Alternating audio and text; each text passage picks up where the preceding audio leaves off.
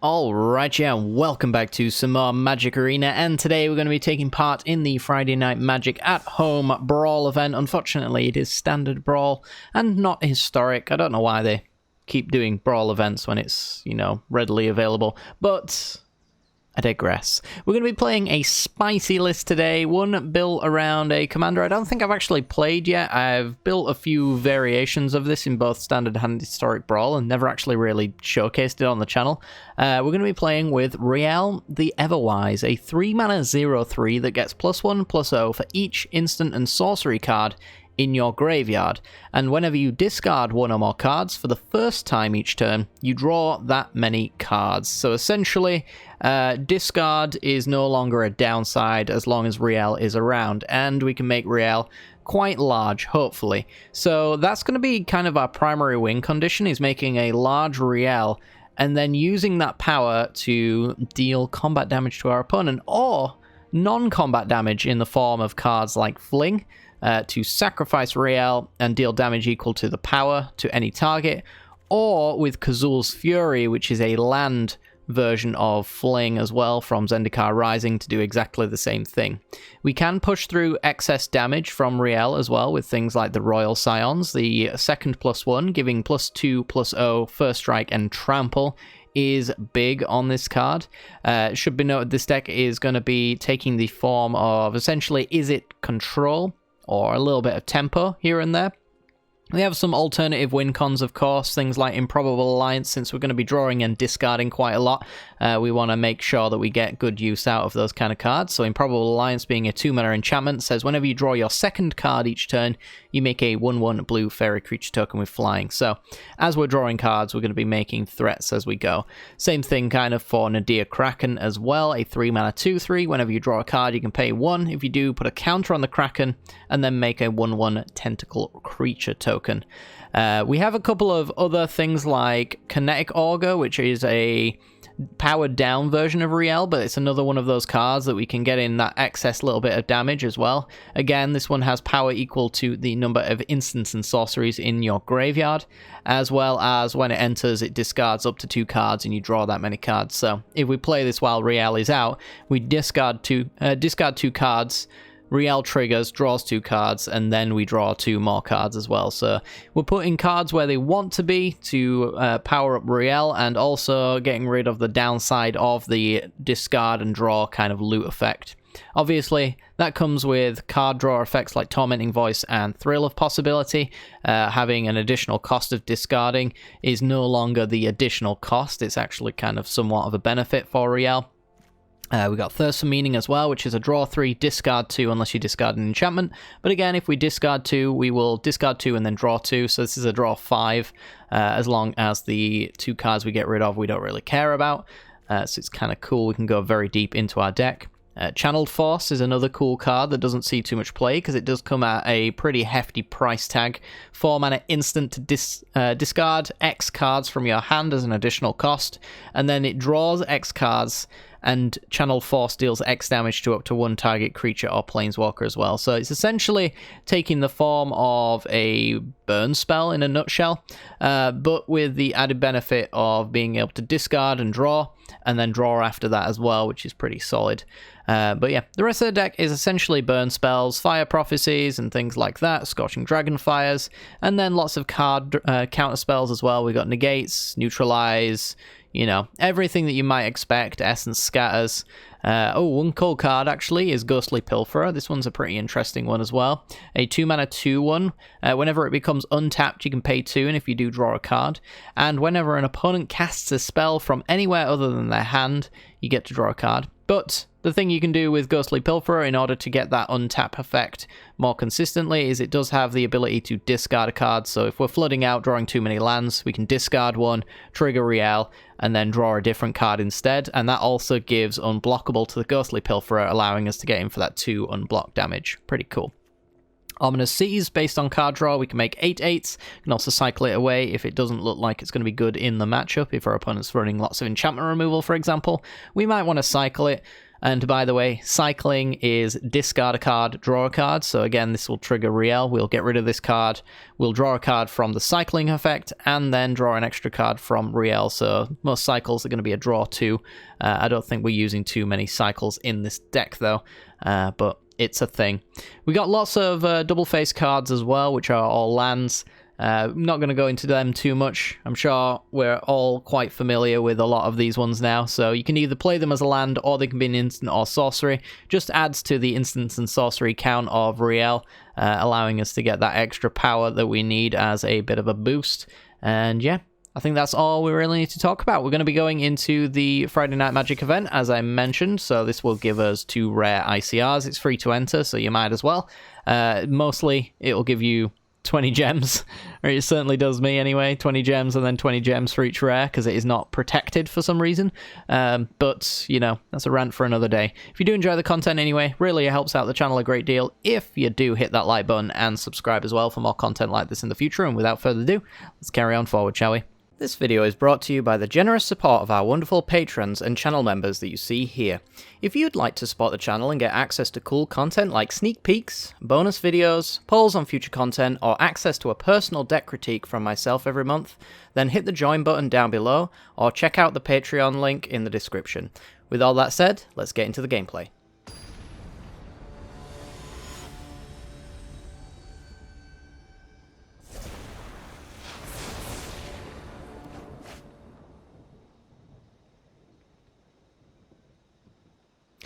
Alrighty then, we're in. We've got our fling. We've got a little bit of removal. I think this hand's okay. What's the loyalty on Teferi? He goes up to 4, but then he goes up to 5 on our turn. So Storm's Wrath doesn't just instantly kill him. I think this hand's fine though.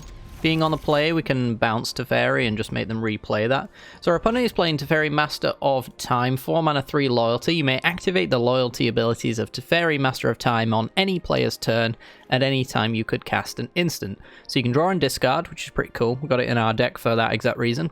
The -3 phases out a creature you don't control, essentially making it not exist.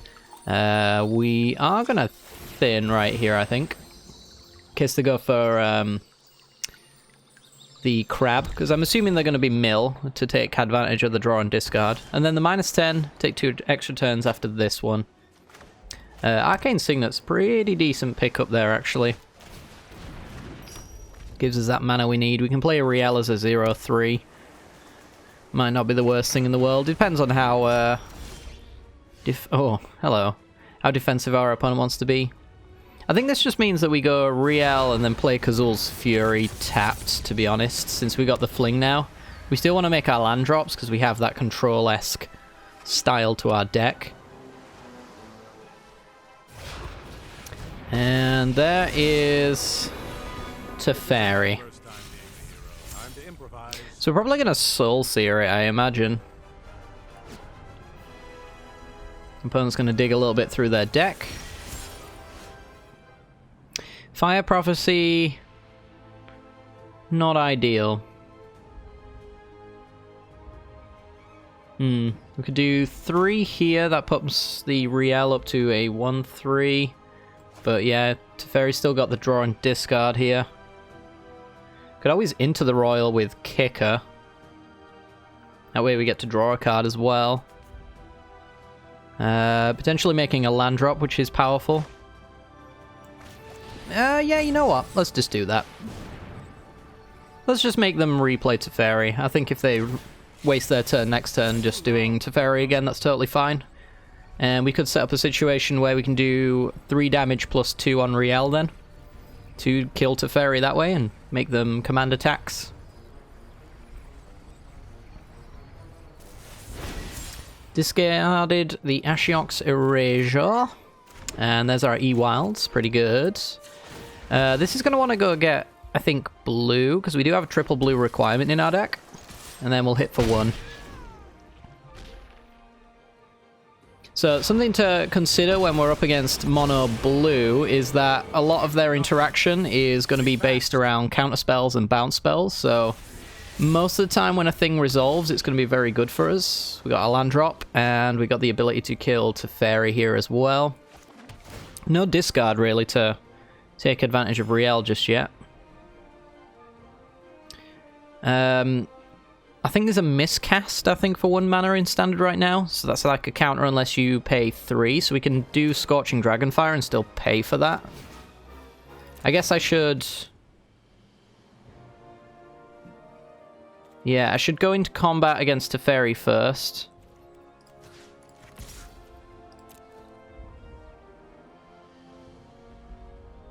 Now they can't phase out Rielle and survive.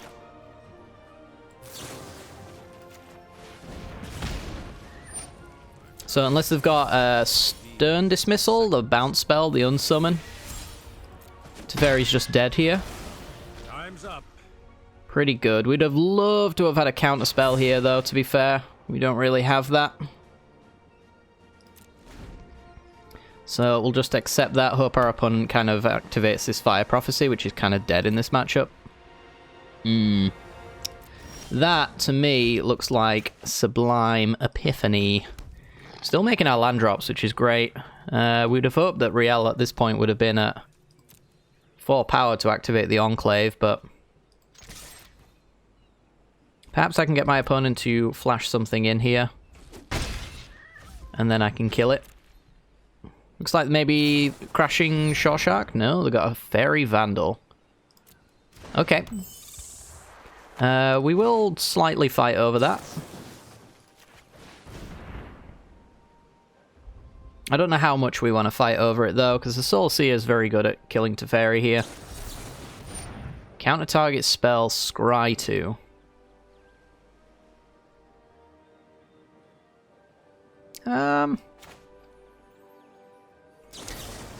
Yeah, I think we're fighting over that. We're going to get Rielle at a point where Teferi kind of has to care. They do get the Scry 2, though.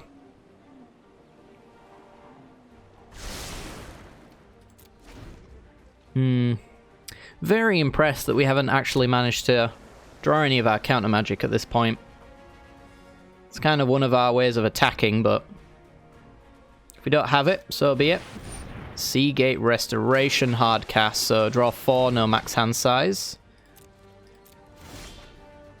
Got the Iron Crag Pyromancer. It's not a card I really want to play right now. So let's, I guess, draw a card here. Negate's pretty good. I'm getting for 4.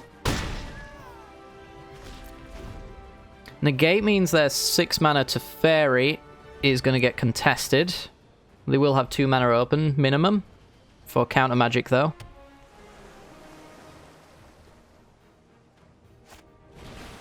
Gonna go with a Midnight Clock. I'm fine with that.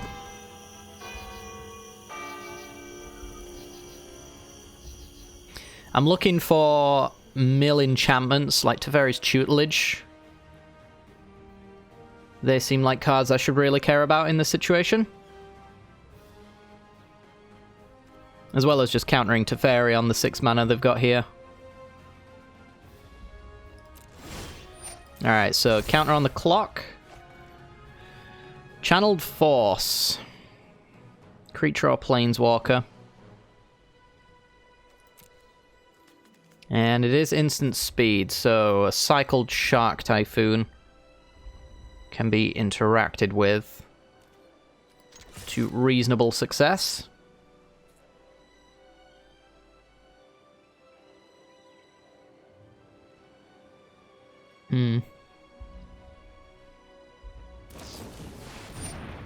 Voracious Great Shark, a 5/4. So yeah, I'm gonna Channeled Force that. Let's do X4 and get rid of this hand, I think.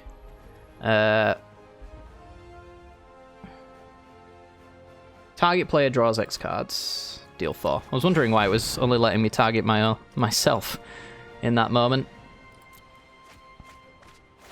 Alright. Fill the yard. Ooh, a Magic Mirror.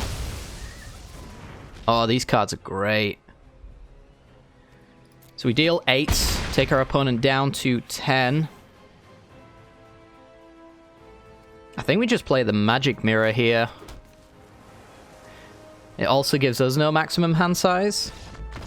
Oh, baby. Yeah, we play Magic Mirror there. We've got Thrill of Possibility to do some drawing and discarding. Again, with the lack of relevant counter magic, though. This really could have been a very miserable matchup for us. I don't think the Essence Scatter really hits very much at all that matters in our opponent's deck. Like, the Great Shark is a counter spell. I can enter a counter war with Essence Scatter, I suppose, but I'm gonna have to imagine most of their stuff was like instants and sorceries and mill enchantments and things like that. Could have maybe hit a crab with it, though. But yeah, I think with the Magic Mirror, if we could have dodged Brazen Borrower, which unfortunately the petty theft side of things is not Essence Scatterable, then we could get the Magic Mirror going, drawing extra cards every single turn. This thing will get out of hand, and, you know, if it ever gets removed and we discard to hand size, we make Rielle very large. So we actually managed to get there without the fling side of the deck, mostly because we didn't really have to push through anything, which is pretty good. But yeah, pretty happy with that matchup. First game in the bag. Let's see if I actually got 20 gems, or if I actually got a rare that I need. Nope, 20 gems. Yay. All right, next game.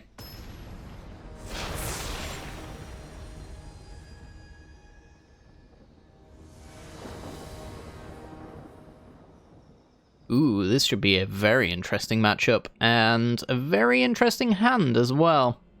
Then we're going to keep it. So our opponent is playing Verazol, a commander I'm yet to actually play. This hand does need double blue to a certain extent, so maybe I want to go with the Seagate Restoration. I can always Tormenting Voice, though, so I think I'll start with the island. If we do really need the extra blue source from the Restoration, we can play it later, I suppose. But yeah, they're playing Verazol, the Split Current X and Simic. Let's just go with the Evolving Wilds here. X and Simic for a 0/0 that enters with a +1/+1 counter on it for each mana spent to cast it. So they're going to do X0 here, and that's going to make them a 2/2, because the mana spent to cast it also includes the green and blue pip there.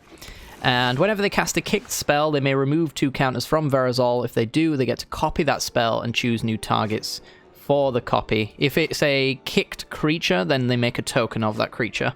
That's how that one works. Do we go ahead and play Rielle?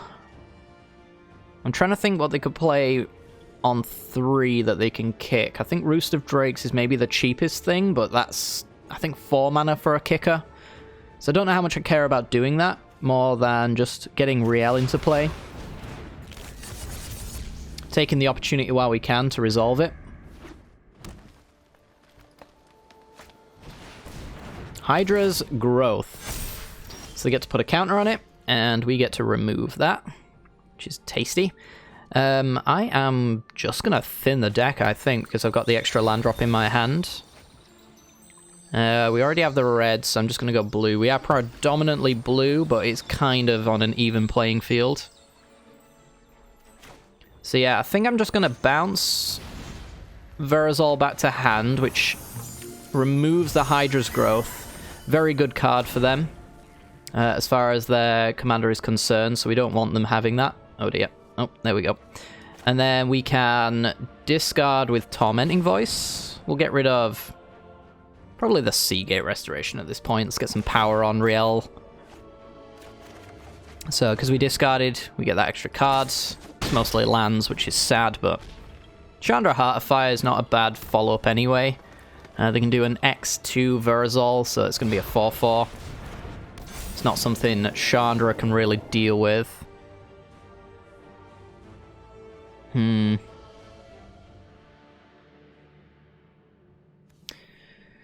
Yeah, that's a bit of an issue. Do we trade our Verazol with Rielle? I'm kind of okay with doing that, to be fair. I think I'm okay with doing that. They can get theirs out so easily, though. They can pay the commander tax for 4 mana, and they still get the 4/4. So maybe not. Could discard our entire hand and then redraw this hand. It's a pretty bad hand, to be fair. We don't get to use the cards off of it, though.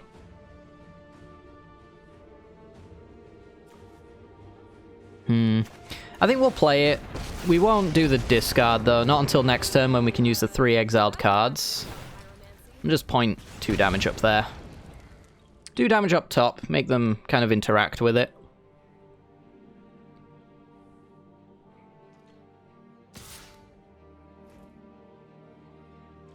Okay. I'm going to let them have that. If Chandra's not dying, we're okay with it.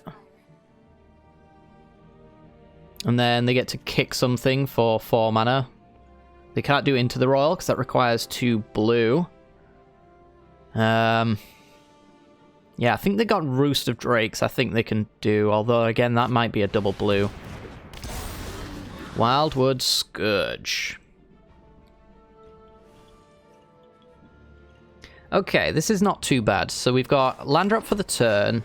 We can Fire Prophecy the Wildwood Scourge, putting Sweetwater Cliffs on the bottom. Not a discard, so it won't trigger Rielle. There's the Magic Mirror. Now, I think we Soul Seer the Verazol as well. I'm trying to get close to an empty hand, kind of to trigger both the Chandra discard hand effect and get the Magic Mirror going and things like that.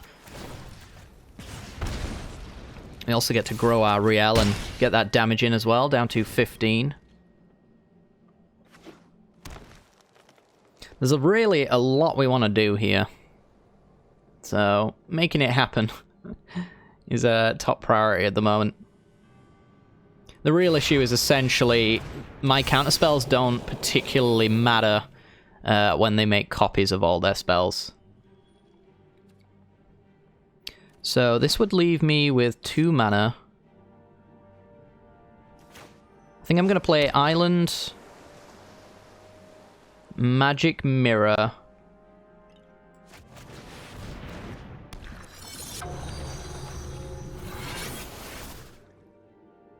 I'm going to get in for 4 here, because actually if they block I can take care of it with Chandra. And I'm totally fine with that.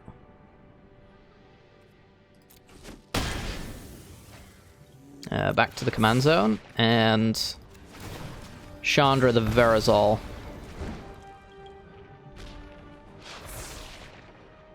Okay.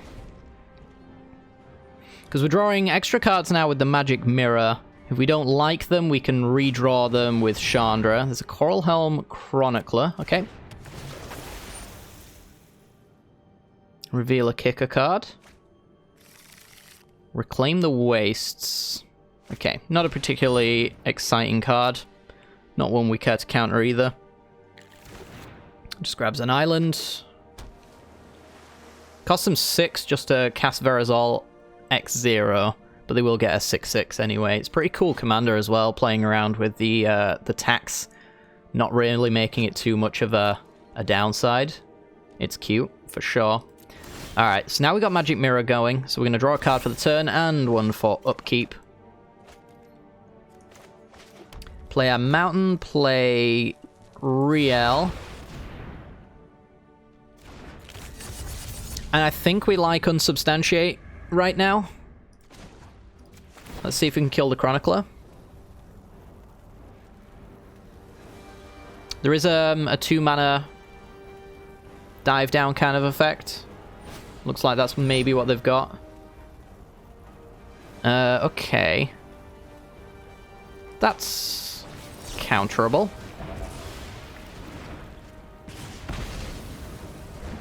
I think that was worth our time. I don't think the -9 is ever worth doing, but we might be getting there anyway, since there's no reason to, you know, tick down at any point. Our opponent is just making it so very easy for us to... Oh, baby. We can double trigger the Magic Mirror. It's making it so easy for us to kind of interact with them, so we can do, like... Unsubstantiate that back to your hand. We're going to draw a lot of cards here. Discard my hand, because I don't think we necessarily care about most of this. Although I guess Ironcrag Pyromancer... Yeah, Ironcrag Pyromancer leaves us with mana for a counterspell off the top. So we're going to discard these cards. I'm going to draw 3 off Rielle. Trigger Pyromancer and get some new cards, which admittedly are not all that good.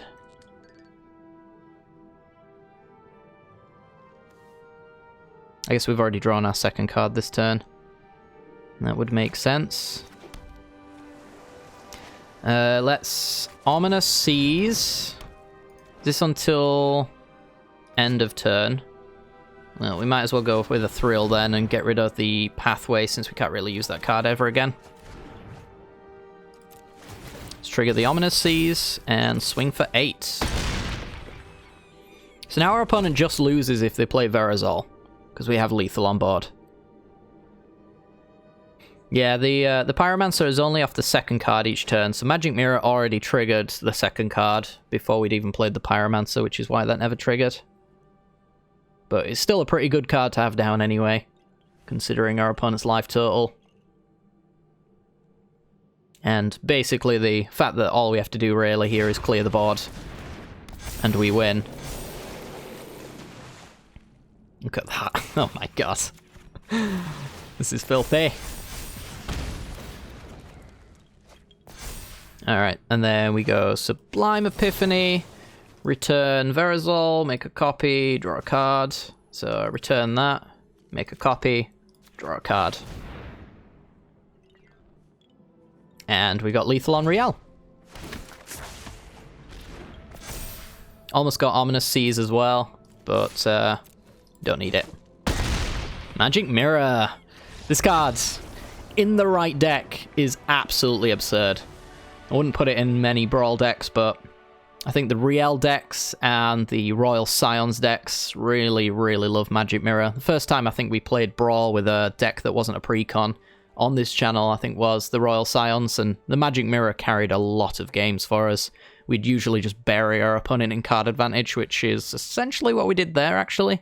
Lots of control pieces anyway to keep their board clear and stop them from actually using their kicker commander is kind of, you know, what we want to be doing. But yeah, I think we've got time for one more game. That would be 2-0. Do we get 20 gems or do I get a rare I care about? There is also, I guess, a rare I don't care about, but I would take that over 20 gems. As it turns out, it's just 40 gems. All right, well, next game.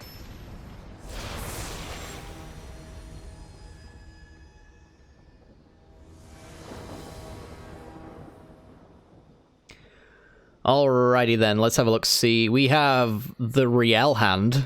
That's certainly a thing. I guess you keep this. Not too hot on the Magic Mirror being in my opening hand, but it's discard fodder, I suppose. Other than that, though, Ironcrag Pyromancer can be triggered to take care of some of our opponent's stuff. Taking care of our opponent's stuff is not necessarily a good thing, though, because they have Nethroi, Apex of Death, aka Biolante, plant beast form, which we'll get to in just a moment. I'm going to crack this for a blue, just in case that Magic Mirror does become a reality. So, Nethroi is a 5-mana, 5/5 Death Touch lifelink. You can mutate it for 7, and whenever this creature mutates, you return any number of target creatures with total power 10 or less from your graveyard to the battlefield. Our opponent went with a Temple. I didn't spot whether they went up or down on that one, but I'm going to assume they went in a direction they kind of like. I will Thrill here.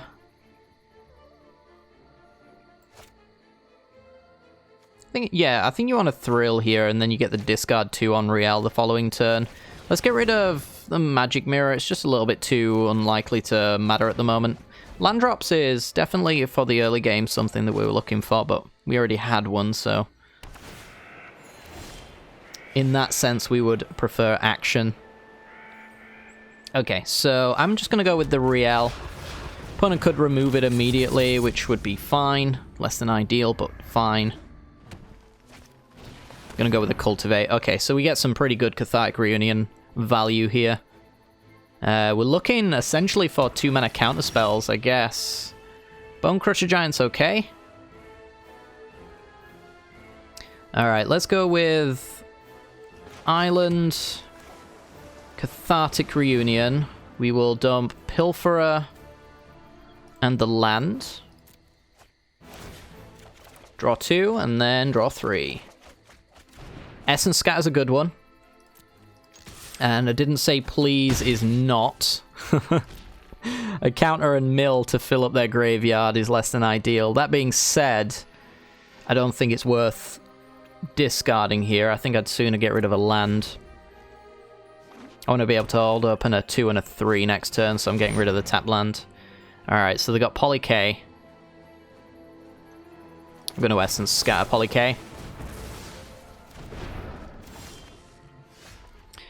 Alright.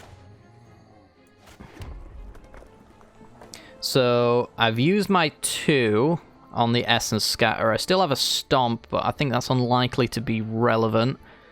Leaving open the Didn't Say Please, though, is still very useful. Which means I can't really do many proactive things here. I think I just have to be reactive. So, pass the turn. Enter the battlefield, draw a card. Yep, totally fine.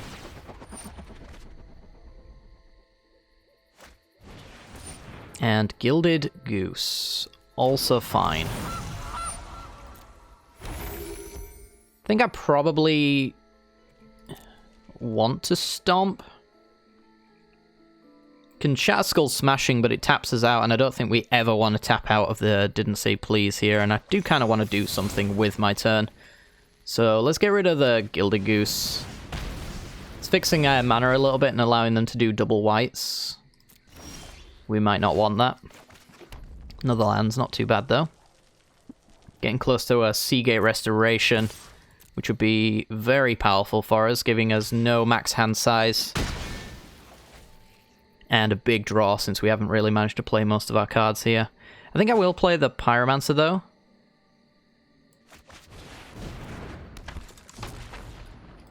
And then we'll leave open Didn't Say Please. For big spells, World Shaper is fine. If we manage to discard and draw, which... oh, we actually can't do there. Let's go Arcane Signet. Well, I think this is kind of where we go with tapped Kazul's Fury. I'm not sure if the Fling plan is what we want here. We've got no lands in the yard, so World Shaper's not doing anything just yet. If I Kazul's Fury, I guarantee the Restoration next turn, which is a lot of card draw. And that might just win me the game.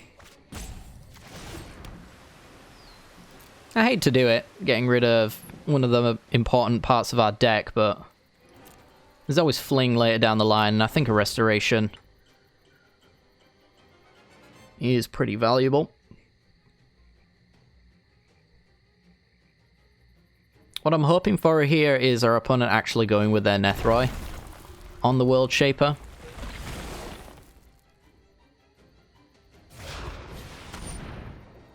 Is that just Hardcast? I think that was just Hardcast. Still gonna mill it though, I think. It's hard to say. 1, 2, 3, 4, 5, 6. I could do a Shatterskull X6 on both. I think I've got to counter it. There's the World Shaper lands. That's kind of unfortunate. More lands. This game could get away from us if we're not careful. And this is a discard 2 and draw 2.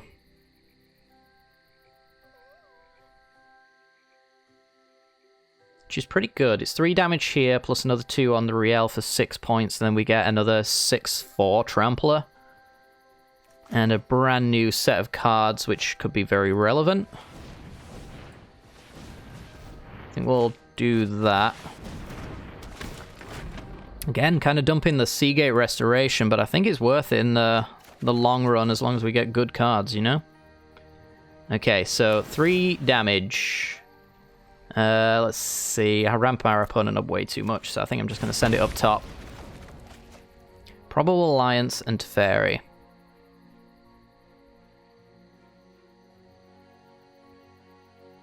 Let's do Teferi. If they go for a mutate on the World Shaper, I can phase it out.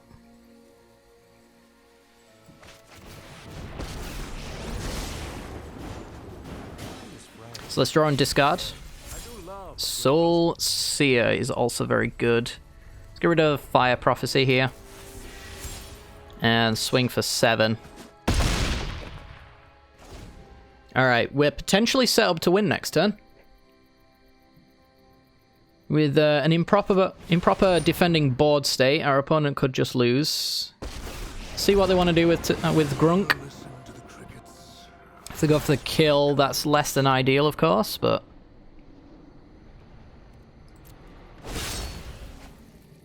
Still could technically win next turn. I've had enough of you. So Command Zone, Rielle. Yeah, we just phase out World Shaper here, right? I guess, actually, no, we let them attack because them attacking doesn't change anything. But if they leave it back to block, then I'll phase it out so that we can get 7 points in as it currently stands, with Channeled Force potentially carrying on the rest of it. Yeah, so I'll just draw and discard here. Think fast. That is an Into the Royal. So I will get rid of Improbable Alliance, Ominous Seas. So let's Into the Royal with Kicker, the World Shaper to get that out of the way. Drawing a card, triggering the Pyromancer. Taking our opponent down to 8, putting an instant in the yard, so we get Exaxes with the Kinetic Augur. Damn this deck. This deck is fun and good. Holy Jeebus. It's a thing, alright. You know, I wasn't expecting much from this deck, but just kind of like when I originally built the Royal Scions in a similar style with less fling and discard, this deck has surprised me. I think it's actually competitive. We've only played 3 games for it, which is, you know, obviously a very small sample size, so take that as you will. Maybe there's a few cards in here that are a little bit too gimmicky, like Lithoform Engine. It's fine. I don't know, based on how we've played, whether or not there's actually time to play this down without losing tempo, because I think maintaining tempo is definitely what you want with this deck. You want to answer your opponent's thing while playing your own, and just keep maintaining that constantly, and that's where kind of our draw and discard card advantage comes into play. You really kind of want to just leverage that a little bit more. So I'm not sure about the Lithoform Engine. I think that might be a little bit too gimmicky, but it's certainly a very fun card, bearing in mind that the triggered ability off Rielle is not something that you can really copy, because it's the first time each turn based off of that, so the copy would be the first time, the second one would fizzle, as far as my understanding of it goes. So yeah, I think it's mostly down to copying instants and sorceries, which are kind of okay, you know, doubling down on some Tormenting Voices, but again, the copy won't trigger Rielle because it'll be the second time, based on the original copy. So I think Lithoform Engine's a little bit too gimmicky. The rest of the deck, though, from what we saw, was pretty solid. Pretty solid indeed. So yeah, hopefully you guys have enjoyed today's video. I've sure as hell enjoyed playing this one. It's a lot of fun. This might be my daily grind deck for a little while. I'm not entirely sure, but yeah, I've not played Brawl too much in a while, so it's nice to have a new awesome deck to play. But yeah, hopefully you guys enjoyed anyway. Enjoyed my ramblings towards the end. If you did, really helps out the channel a great deal, especially in times like these when Magic's not as interesting. If you hit that like button, subscribe, anything you can do to support the channel and feed the algorithm, I really, really greatly appreciate it. Hopefully you guys have enjoyed, and yeah, without further ado, I'm going to end it off here. Take care, guys. Have a good night.